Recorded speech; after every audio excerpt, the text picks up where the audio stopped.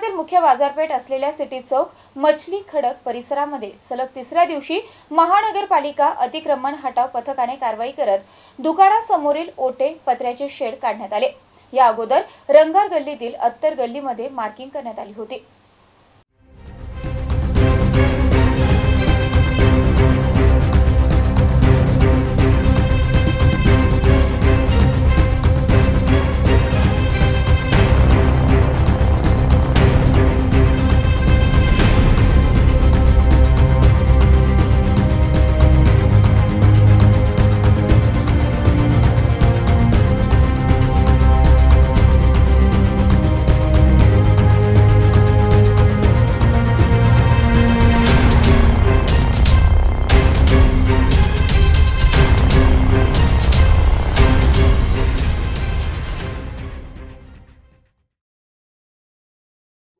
महानगरपालिकेच्या अतिक्रमण हटाव पथकाच्या वतीने गेल्या 3 दिवसांपासून विशेष मोहीम राबवण्यात येत आहे। शहागंज भागातून अतिक्रमण कारवाईला सुरुवात करण्यात आली, तर आज शहरातील मुख्य बाजारपेठ असलेल्या सिटी चौक मछली खडक कपडा मार्केट येथून रस्त्यावर अतिरिक्त बांधकाम केलेल्या दुकानासमोरील ओटे पत्र्याचे शेड आणि इतर अतिक्रमण हटवण्यात आले।